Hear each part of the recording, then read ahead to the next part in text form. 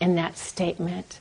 And then they began to tell me that they had come at this time because the earth is in grave danger, that the energies of yin and yang, the two principal energies on earth, are out of balance, that there is too much of the energy of yang, which is the energy of the masculine principle of creation.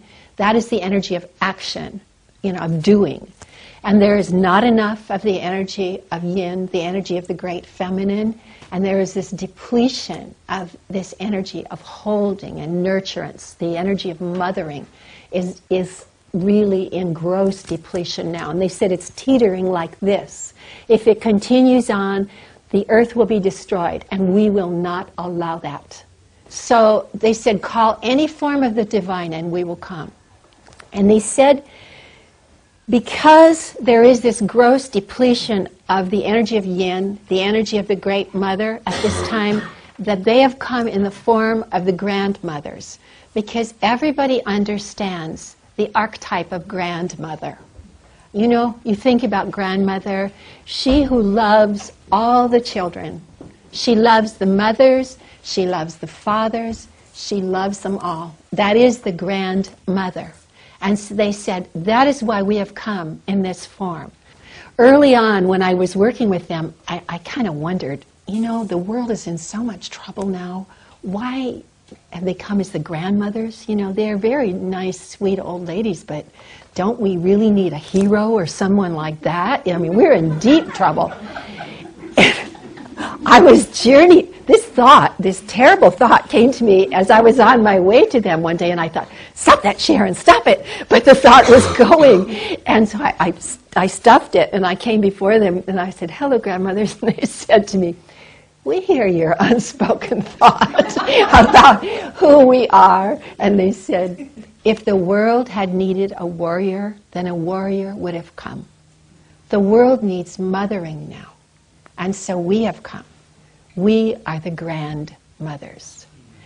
And I have learned over the years that I've worked with them that yes, they are sweet and they are loving. They are love incarnate. But you don't mess with the grandmothers. They are very potent force. So back to my walk. I'm walking along. I'm trying to act like a normal person with my neighbors, because they don't see these old ladies. And they're staying with me as we're walking along Heisler Park. And then we finally get to this one place, and the grandmother said, we want to give you something. And they said, we want to give you the call. And I thought, what? And they said, the call will cover you, and it will awaken you from the inside out and from the outside in, and you will begin to bloom as the flower that you've always been. And from above my head, there dropped down this shiny, silkish kind of fabric, but it wasn't fabric, it was light. It was light, but it had feeling or heft to it. And they wrapped me in this, and as they did, they began to hold me and rock me and sing to me, and I felt so indescribably wonderful. It was this feeling of total completion. There was nothing more I wanted. It was just this wonderful, wonderful feeling. And I wanted to do something for them because they'd given me this beautiful gift. But I didn't say anything, and they read my mind and said, no, no, no. We do all the giving. And that is how they are. They do all the giving. Life becomes much easier with the grandmothers because there isn't this drive to have to do something. They said, you don't understand the great power and force of the energy of yin. The energy of yin is right there for you, will hold you and uphold you, fill you full. All you need to do is call on us. And they said that will be the hardest thing for you because your world will distract you and you will forget. And you've been conditioned by the energy of yang because the energy of yang has been operative and dominant in your world for thousands of years. And so you think automatically, I have to do something. What should I do? I can't tell you how many times I went to the grandmothers and said, okay, grandmothers, I'm here. Use me. What do you want me to do? And they would just laugh and laugh. It took me such a long time, and I'm still learning to stop that and just say, grandmothers, I'm here. fill me. And then I know what to do, and it happens. If I am willing and open, they're there. I use this downward because we've been conditioned, most of us, by Western religions to think that the higher comes in this way. It actually comes in every way. But it comes in and then it comes out effortlessly. And the grandmothers say, this work is effortless. And your life will become easier and easier, as it's supposed to be. So the grandmothers showed up for the first time in 1996 in September. And ever since then, I've been learning from them. And in early 1997, I began to pass the grandmother's empowerment on to other people. I came home from my walk from the beach that day. I probably looked like a basket case. I think my mouth was hanging open. I was just stunned. And I sat down and jotted down everything I could think of. And then I put it away. And I'm going to read to you what I jotted down then. It's in the grandmother's book, which I encourage you to get. You know, I wrote this, sort of.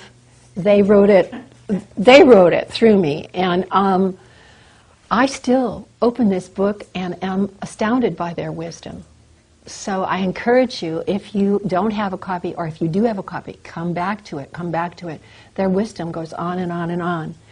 Anyway, when I looked at what I'd written that day, this is what I've read. With culture so long dominated by yang, the principle of masculine energy, yin, the principle of feminine energy, has become deficient and weak. Woman is cut off from her own sense of power and purpose, which comprise her beauty, and feeling this lack, she seeks outer confirmation of her identity and worth. Women spend inordinate amounts of time and money in order to be confirmed from without.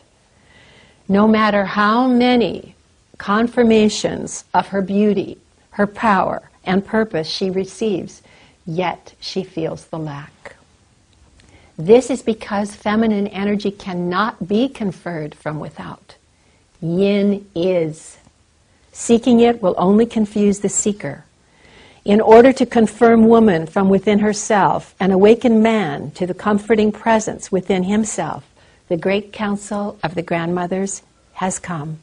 Each grandmother is unique in her power and being, and yet all are as one in this purpose, to restore yin, the feminine energy, to full beauty power, so that the world may once again come into balance.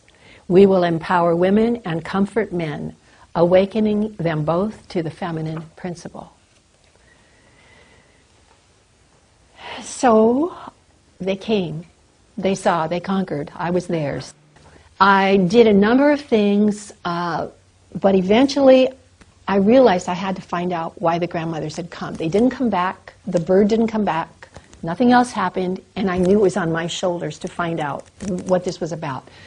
So I found a shaman who taught me about the possibility of being able to go to different levels of reality, that there are other levels of reality, and you can access them, and that the grandmothers came from this another level of reality. And she suspected that the eagle was probably connected with this also. So I found a way to go to the grandmothers, and as I did, they began to teach me, and they began to teach me. And yes, indeed, the eagle was part of that message, and so I always have the eagle on the altar, along with other forms of the divine that I have up here. That the grandmothers were the inner vision, the eagle was the outer confirmation of that vision. And so the grandmothers began to teach me why they'd come, what the energy of yin is, how to access it, how to live with it. And then they began to teach me to pass on the empowerment and cloak of comfort to other women and men. And early on, they told me, and I knew it was true, that everything they said, every word they said, every teaching they gave me was not for me alone, but was for everyone. And so I started to call groups in to